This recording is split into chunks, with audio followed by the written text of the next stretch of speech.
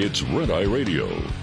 Gary McNamara and Eric Harley talk about everything from politics to social issues and news of the day. Whether you're up late or you're just starting your day, welcome to the show. From the Uniden America Studios, this is Red Eye Radio. All across America and around the planet, we are Red Eye Radio. I'm Gary McNamara. He's Eric Harley. Hi. Hi, welcome to a Friday. We made it. What an insane week. And you know what I just figured out here in the last minute and a half? I want to compare two pieces of audio. All right? This came out the other day, and this was Kamala Harris sometime in the last few years. I'm not sure when this was done, but this is where she talked about it. And we played the audio cut yesterday. This is where she said, just because you legally possess a gun in the sanctity of your locked home doesn't mean that we're not going to walk into that home and check to see if you're responsible. Here it is, okay? All right. Responsible behaviors among everybody in the community, and just because you legally possess a gun in the sanctity of your locked home doesn't mean that we're not going to walk into that home and check to see if you're being responsible and safe in the way you conduct your affairs. So there you go. And a lot of controversy over that one yesterday, right? Because it's like, what are your standards? What do you mean in the sanctity of your locked home? To see if you're responsible. So, again, when you're saying to see if you're responsible, are you saying that the state can walk into your home without knowing whether you're responsible or not? Right. And say, we demand to see your gun, which is a very, very important question. Right. Because she said to see whether you're responsible. She didn't say that if you're irresponsible, we can come in and take your gun. Right. You know, if you broke the law, we can come in and take your gun. Right. Because you would look at that and you go, oh, okay, well, yeah, that's done already. There it is. And, you know, if you've broken the law, well, yeah, of course. Right. Right? If there's warrant or probable cause. Yeah. Not, hey, we're going to come find out if there's something going on, if you're being responsible. It's a locked door, so that implies, what, are you going to kick it in? And so you hear that and you're like, okay. And then I'm trying to find the audio from last night on Oprah. Oh, All right. I think I found it. You ready? Okay. All right. Here we go. I'm a gun owner. Tim Walz is a gun. I did not know that. If And I thought somebody that was breaks in my powerful. house, they're getting shot. Whoa. What? Wait. Huh? Whoa. So if authorities are coming into your house to see if you're responsible and you don't know who they are, you're going to shoot them? Yeah, we got a lot of questions here. We need to clarify that. I just realized in about a minute and a half, I go, oh, wait a minute. I got to play these two things back to back. Yeah. But let's play the entire clip here because this is a problem that Harris has. She really cannot strongly take an opinion that might even be not even cross-examined, but the tone in the room implies she's being cross-examined, and she starts backtracking immediately. Because here was the full comment here.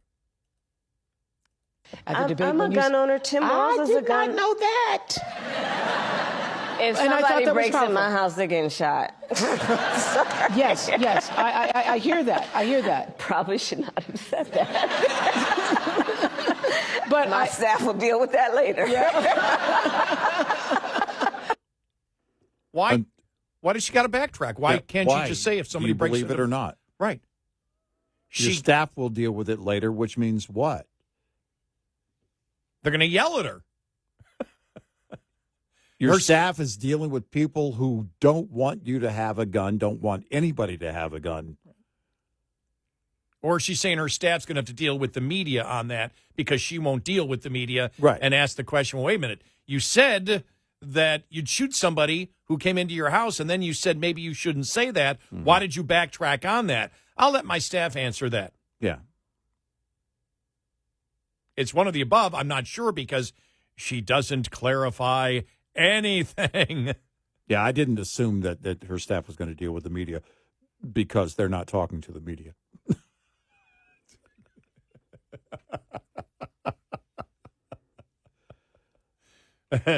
All right, let's get to as we know, Democrats not happy with where the unions are going, and then this a steamfitters union member. This is a business manager of a local in New York City. Here's what he had to say yesterday. I can tell you on my end, the steamfitters have voted in the poll. We have a 70% return in favor of President Trump. Why? Well, everything that's gone on the last 4 years, an open border, inflation, gas prices, oil, mortgage rates. I mean, I can go on and on. The immigrants just getting into neighborhoods like the neighborhood I grew up in, which I mentioned last night. I have a daughter down there. She's afraid to walk around. And this is a neighborhood I grew up in. These are where people worked hard all their life to buy a house in a nice neighborhood, and now it's destroyed by illegal immigrants. And like I said last night, too, to David Muir and Lindsey Davis, those two hacks from the moderators from the debate, they don't have to go to Springfield, Ohio to look at mutilated animals. They could go to right in Queens in a federal park, and you'll see them all over the beach. It's disgusting. It's bringing the property value down. It's just ridiculous. That's a former Democrat, union member, union leader out of New York. Mm-hmm. Let's now go to this was Sean O'Brien, head of the Teamsters, who was on. She should maybe get into her district. Hang on a second here. Hang on a second here. Who was on CNN yesterday responding to AOC for attacking the Teamsters for refusing to endorse Harris. Here we go. She should maybe get into her district where it voted far Republican, far right Republican, and maybe find out what the problem is. When I have a problem in a work site and there is criticism, I get right in there and find out what. What do you mean voted voted far right Republican? In our polling, she's a Democrat. In our polling, oh, you mean among Teamsters? In our polling, New York, her district, voted overwhelmingly Republican to support former President Trump. So she may want to focus on her job instead of mine. Wow. You know what I found interesting about the Steamfitters business leader out of New York? Nothing he mentioned was about unions. He didn't mention anything about unions, didn't mention right to work states, didn't mention pension plans. Because you saw that coming from Democrats. Yeah, right. That, the Republicans don't want to get involved in ensuring that the pension plans are there. And it's like, well, yeah, because isn't that between the employer and the unions? Right. That's a deal made between those two parties. Right. And so, you look, but nothing was union related in what he or his other union members were concerned with. Now, we had said, for the auto workers union, for example, we had said, and other unions too, have absolutely betrayed their membership.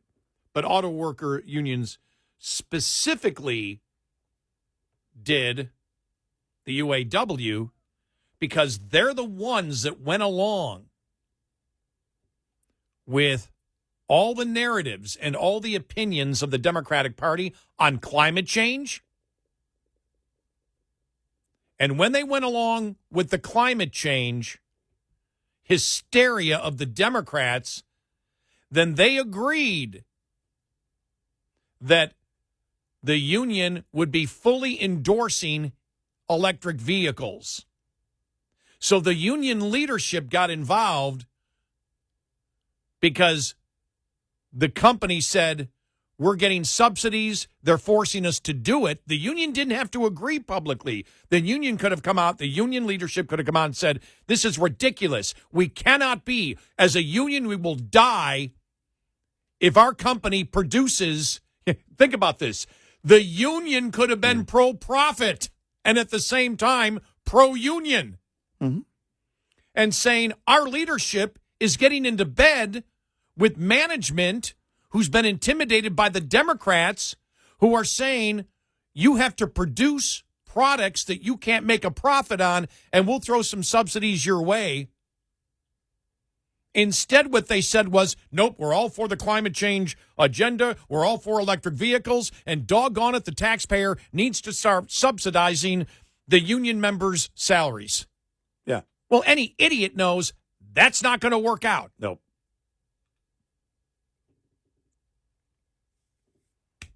And so there's a rare. But I just found it interesting that the steam fitters business manager, nothing he talked about was union related at all. Well, It was basically illegal immigration and inflation. yeah, That's what it was. Even went after the two moderators. Yeah, on the debate. Exactly. But there's the question. Had that tide already turned? I think it did with Biden and union members long ago, because we heard from union members, except for the one trying to defend union leadership. I know the union had, and I know, blah, blah, blah, blah, blah. Sorry. When you look at it, more and more union members were looking at their paychecks going, what are my dues going for? My dues are going to leadership so leadership can take that money and give it to people who want to kill our industry, our jobs. Biden's telling you, go learn to code. One of the top tech leaders over at Amazon was saying on a call recently, coding's going to be done by AI here in 5 to 10 years. At some point, it won't be long, but basically it will be automated. No one will be coding. And I thought, well, then you shouldn't learn to code. You can't even learn to code. But you look at that attitude, though, of Biden, and we don't care about the unions. We don't care at all. And for members, they know. They know that. I can't quantify it, but it's a pretty significant number. And in fact, Sean O'Brien said it on, was it Cavuto, where he said a great number of our members will be voting for Trump. And then, of course, this week we learned officially, we're not going to endorse either candidate. And 60% of our members support Trump. That's landslide numbers when you talk elections. Because it was roughly only 30, 31, 32% supported. Yeah, I think it was Harris. 34. Yeah. And then 6% undecided. And one was 30. There were two different ones. Okay, that's right. One was 31. I thought the other was 32. Okay, whatever. 34, yeah. Yeah, but so you're talking, because the rest were somebody else. So you're talking absolute landslide numbers. You're talking 27 points, 28 points. Mm-hmm. Yeah. That's unbelievable. That's But if you're concerned about your own self-interest, it's not unbelievable. But and I think it might be making our point. We'll see that people now, the hypotheticals of liberal economics have hit reality. Yeah. And they haven't benefited from it, and they see how it's helped destroy their financial lives. You can't live in a delusional state. We're no longer in the abstract when it comes to EVs, where, in 2005, 2006, 2008, for an election year, people can say, 20 years down the road, 30 years down the road, when we're all driving electric vehicles, it's going to be great. We don't blah, blah, blah, blah, blah, blah, blah. The reality of the implementation of the mandates and then the cost of it all for the OEMs and all of this, it's no longer in the abstract. We're seeing the very real effect of it all, it's reality for those union members. They know. 866-90-RED-EYE. This morning's USDA Farm Report is brought to you by House Products.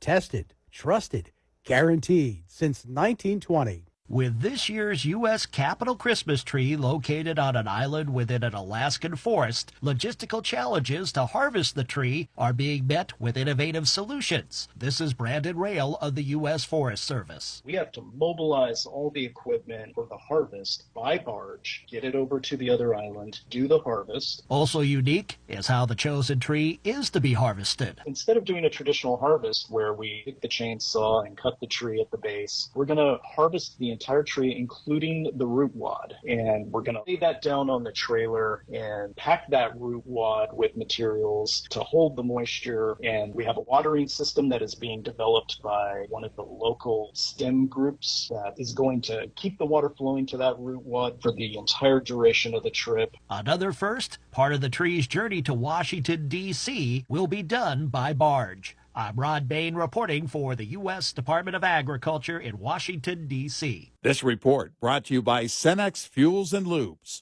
Coming up, more with Gary McNamara and Eric Harley. It's Red Eye Radio.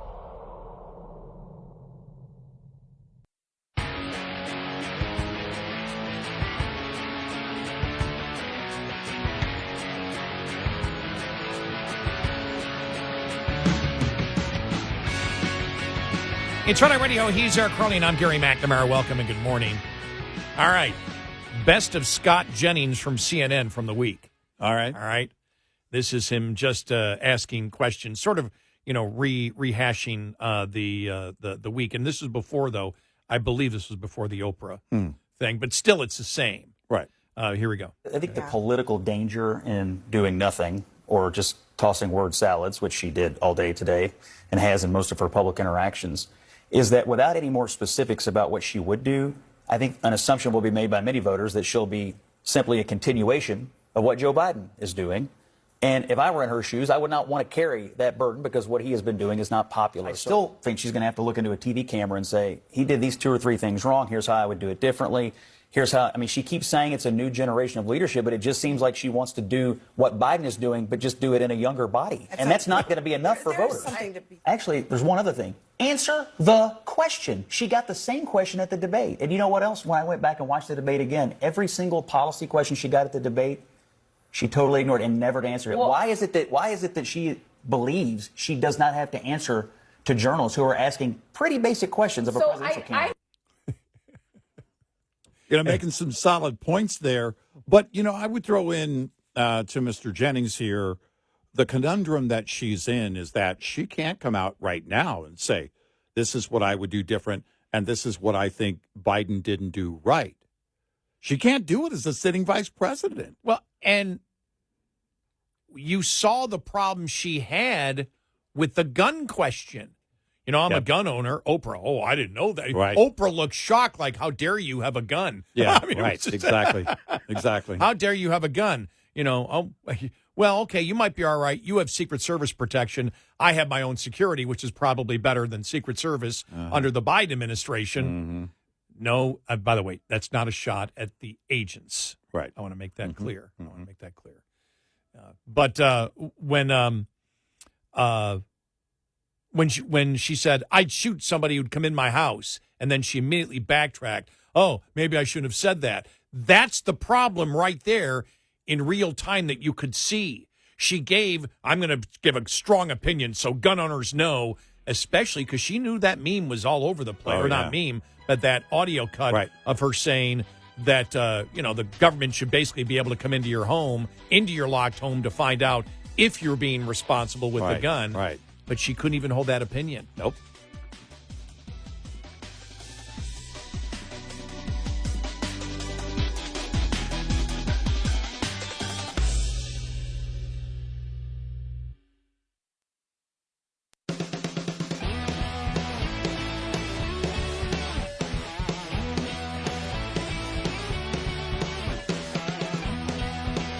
Observing and analyzing the insanity.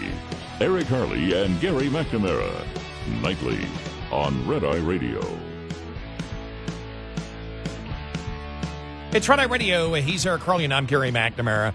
All right, I want to play this this audio from yesterday where the House held a hearing on Biden administration policies. And this is on broadband. And they brought in FCC Commissioner Brendan Carr to talk about it. $42 billion back in 2021 is when they passed it. And Harris was the leader of the administration's $42 billion plan to expand internet to millions of Americans. How many people, after $42 billion has been spent, have been connected to the internet? Zero. No. Here it is.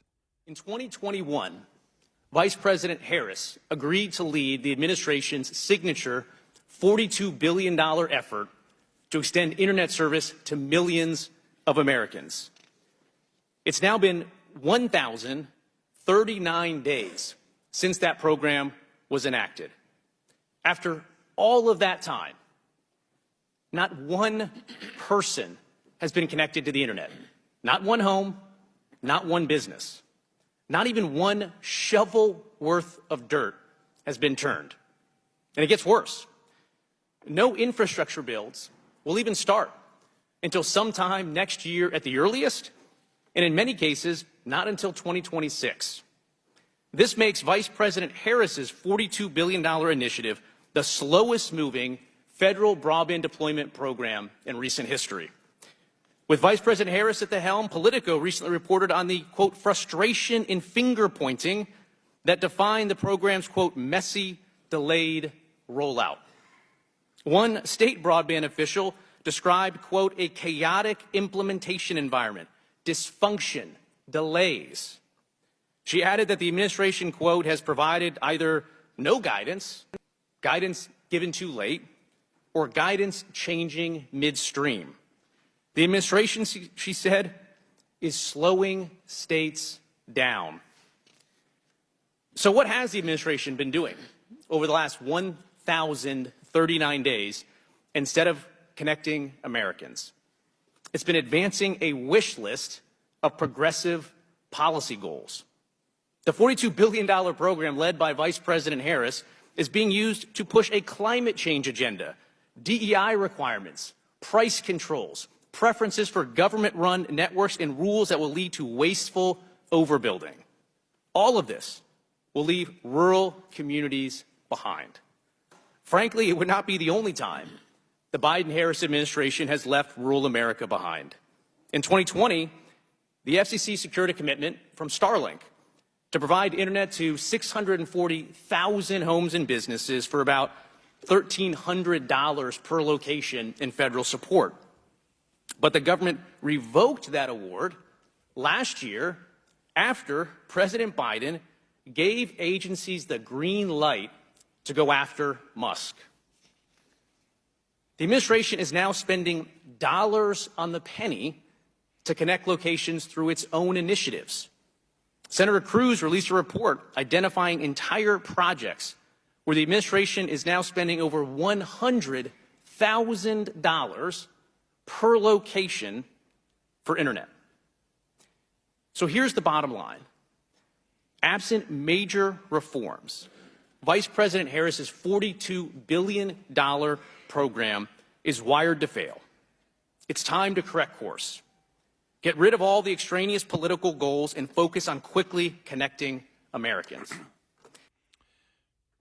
And he didn't say it there. He talked about the bureaucratic problems there.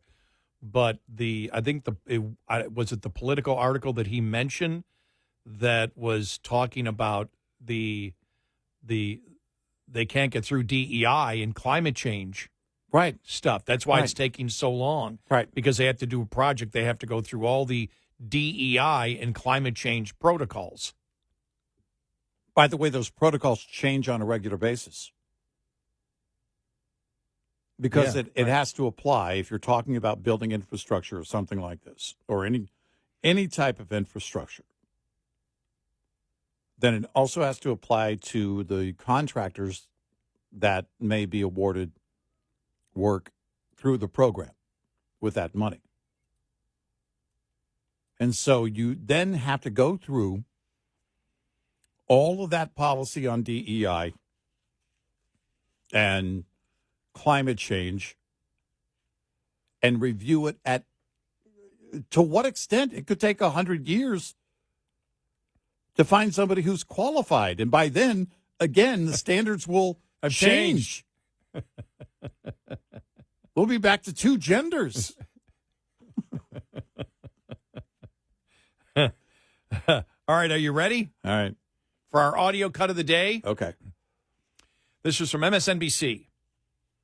And as you know, they're desperate to find people that have served in government that will support Harris. Right. So they're looking for military members. Well, they found one. Oh. Retired U.S. Army Brigadier General Stephen Anderson. Huh. And listen to his reason Okay.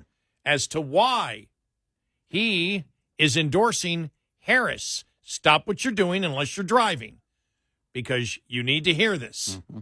Here we go. But Kamala Harris would be just the opposite. Why? Because she's an inspiration. Not only is she positive and does she bring hope and optimism, but as a black woman, the product of a mixed marriage, she will inspire millions of people throughout the world. Our credibility as a nation, that we would be able to allow, our country is so great that we're allowed a woman like that to become the commander-in-chief, the president of the United States. That is going to send a powerful message all over the world. People like Vladimir Putin are going to say, hey, wait a minute. These guys, they truly have a democratic country. They truly are representative. They truly are fighting for all their people. And Kamala Harris is a manifestation of that. I don't even know where to go with this. First of all, the whole list of backhanded compliments, which really are racist, you're listening to it going, oh, man, it was so cringe. And then he brings in Putin. When he brought in Putin, that was jumping the shark. The other stuff is just basic identity politics. As a retired brigadier general. Right. And when he brought in Putin, that Putin would be, oh my gosh, now that would intimidate Putin. Somebody from a mixed marriage, right, who is black and a woman has been elected president. Whoa, now Putin's going to stand up and realize that the United States is this fierce foe and a great democracy, which of course, as we all know, is exactly what Putin wants, a great democracy. Are you, how much weed have you smoked? We really need to ban weed. If I were running for president, to anybody in Washington, we need to ban weed. If I were running for president, I would say, surrogates, line up. Here's your cup. Go down the hall. Because I need to know. Well, as we said, when you realize he is a retired U.S. Army Brigadier General, we're doomed. If this is how our great military minds think, we need to start from the beginning. If this is an indication of leadership in the military or leadership that has been there for the last 20 or 30 years, we need to start over. Yeah. Seriously, we need to start over. Yeah. This guy's a moron. Yeah, no, he's a complete idiot. He is. I don't care. Thank you for your service. You're an idiot because you've now got into the arena of ideas. Well, I'm wondering my gosh, you got to that rank. What is it that you learned? What do you know about Vladimir Putin? Maybe we have Putin wrong. Putin was Putin will do all this stuff, but if you put Kamala Harris in, that's it. We've won the new Cold War. Well, it's as if she's Reagan. She wins exactly. She wins the election, and election day, Putin walks out to the podium there at the Kremlin and throws his arms up. Finally! I'm going to have to do some research on this guy's history.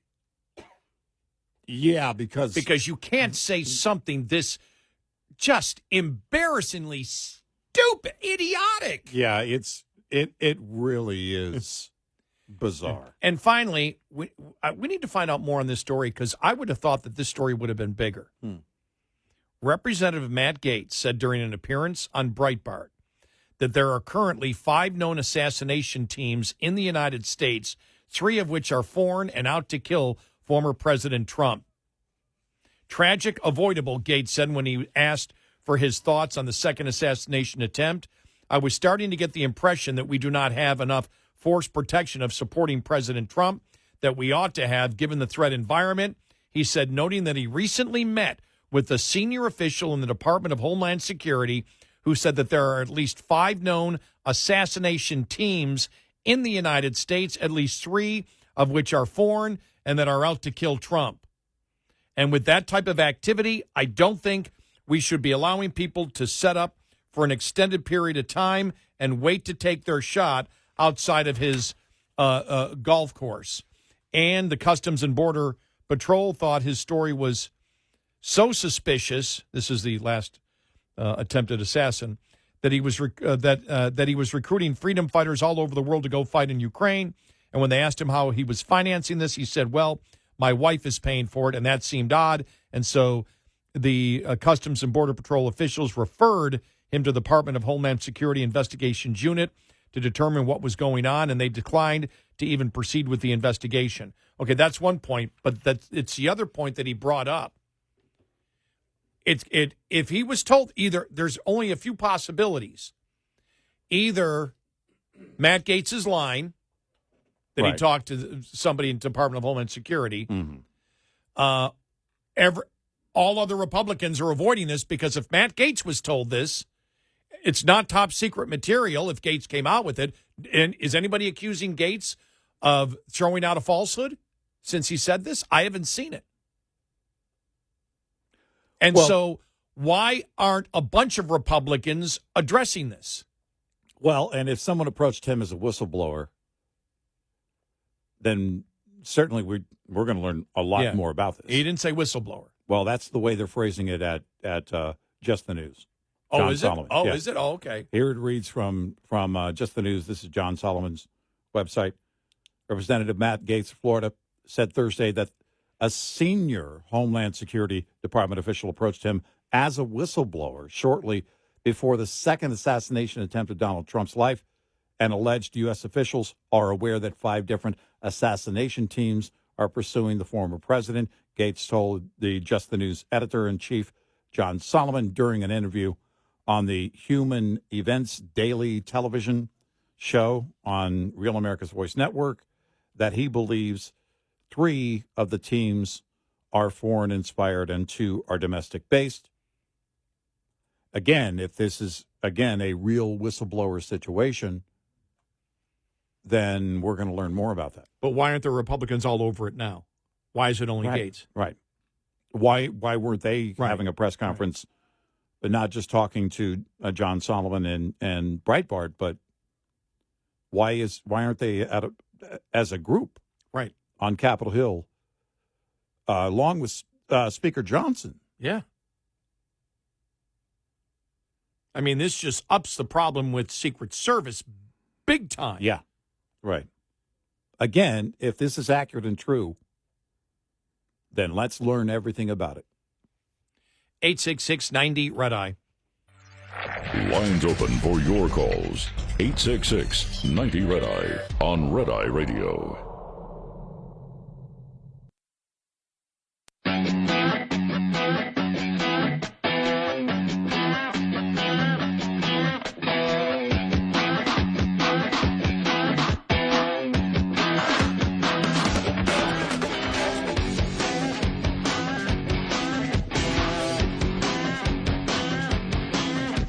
It's Red Eye Radio.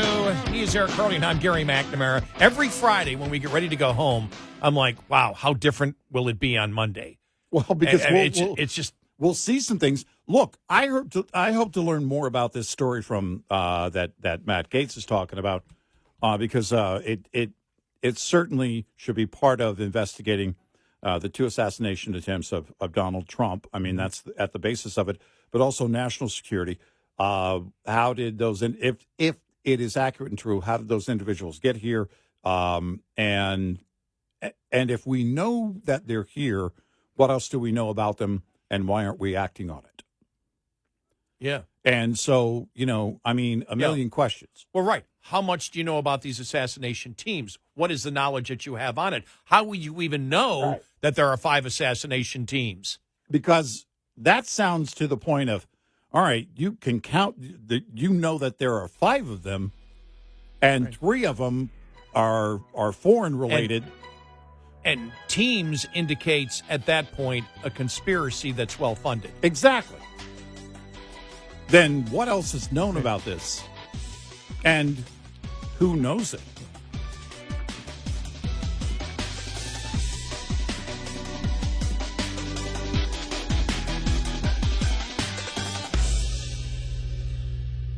This is Red Eye Radio on Westwood One.